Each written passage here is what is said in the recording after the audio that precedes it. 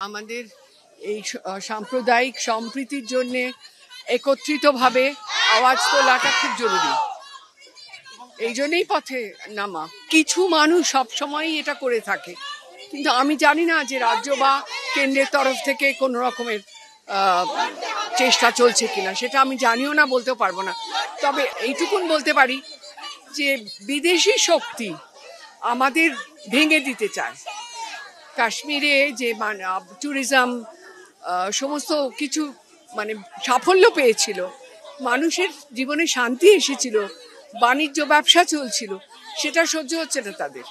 তো আমরা যদি এখন তাদের ফাঁদে পা দিই, আমরা যদি আমাদের নিজেদের মধ্যে বিভাজন সৃষ্টি করি, বিভেদ সৃষ্টি করি, তাহলে তো সেই বিদেশি শক্তিগুলিই তাদেরই জয় হবে। সেই ফাঁদে আমরা কেন পা দেবো?